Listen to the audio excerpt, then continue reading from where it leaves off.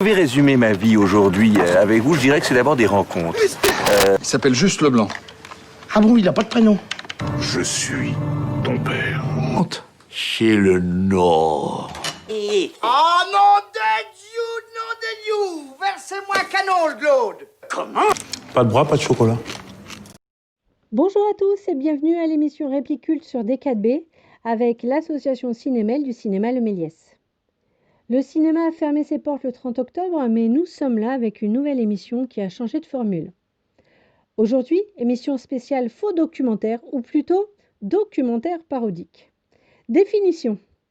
Un documentaire parodique est un film utilisant la forme du documentaire pour présenter des événements fictifs afin de réaliser un effet parodique. Son but, analyser ou commenter l'actualité en utilisant la fiction. Aujourd'hui, nous allons parler de deux films, Spinal Tap et Tout simplement Noir.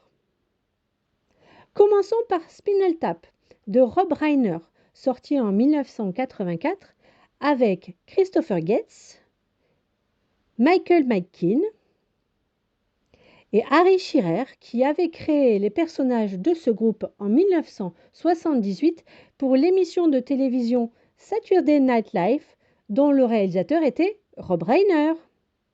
Voici un petit résumé. Le groupe de hard rock britannique Spinal Tap fait fureur depuis 1967. Le reporter Marty DiBergi, qui les a découverts et lancés, prend sa caméra et décide de filmer leur tournée. Une tournée pas comme les autres. Petit extrait. Et tu joues vraiment de toutes ces guitares? Ouais, j'en joue et je les bichonne, ouais.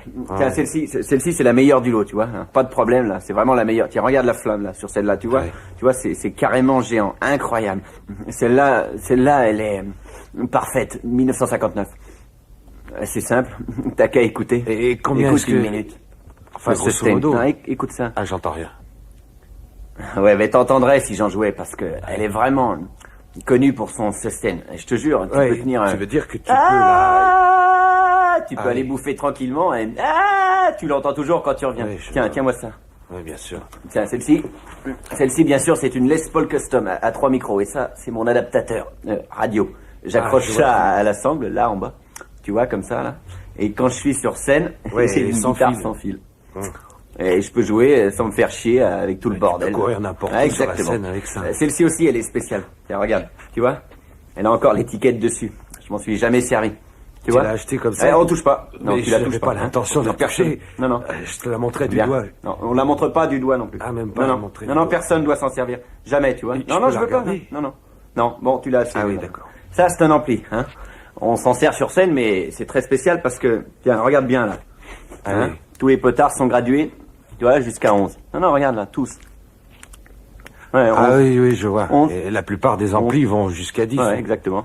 Et ça veut dire qu'il est plus puissant, que le son est plus fort. Bah, c'est plus fort d'un cran, hein. Non, non, c'est pas 10. Tu vois, la plupart des mecs, ils jouent toujours jusqu'à 10. Et là, t'es à 10, t'es à fond, et à fond les gamelles, partout, comme ça. T'es à 10 sur ta guitare, alors qu'est-ce que tu fous, hein? Hein?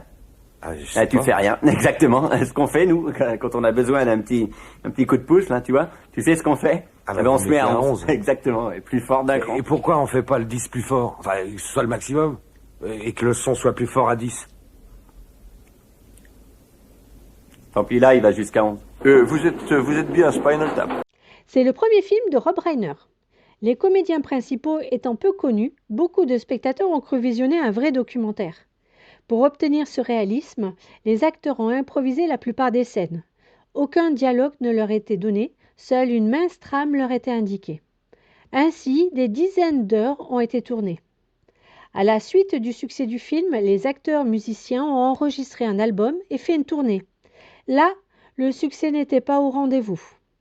Le film sortira en France en 2000, 16 ans après sa réalisation. À voir sur YouTube la pastille de la Cinétech avec Lou Doyon qui présente le film.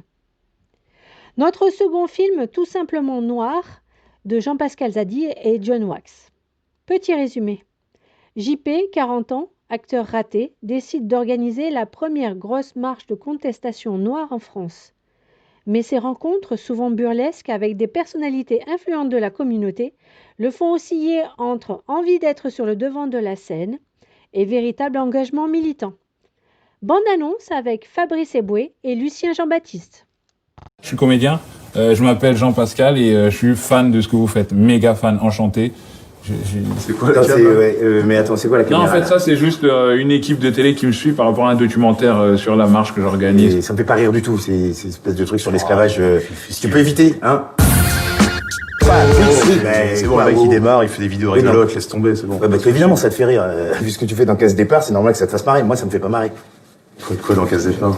Casse Départ ne met pas les noirs en valeur. Ça va, ça tu comprends. Parce que toi, dans tes films, tu mets les noirs en valeur. Dans Première étoile, tu mets les noirs en valeur. Le bon cliché, les noirs savent pas ce qui est. Et en plus, le mec s'arrête pas là. Il a fait 2e étoile. Attends. Après, ce sera 3e étoile et Chamois d'or. Des noirs qui tombent le cul dans la neige. Il fait des films de vendus, des films de bounty, voilà. Qu'est-ce que t'as dit là? C'est toi le bounty. Tu sais où t'en es, toi? Moi, c'est Martiniquais. Ouais, Et Martiniquais.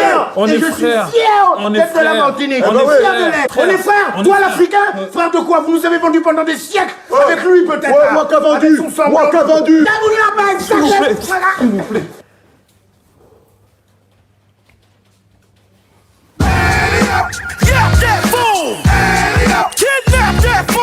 Et pour la suite de Casse Départ, c'est prévu ou pas? Casse retour. Ouais.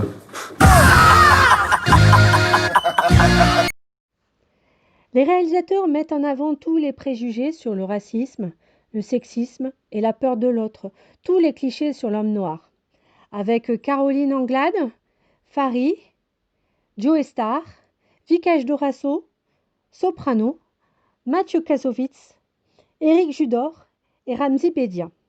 Chaque scénette où est présente une personnalité noire aborde ces sujets avec un ton politiquement incorrect qui donne à réfléchir sur nos propres convictions.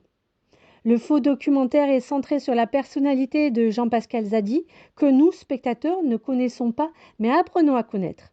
Un peu bêta, mais ayant du cœur, il pourrait représenter un nouveau Charlie Chaplin dans son rôle de Charlot. Rendez-vous la semaine prochaine pour une autre émission.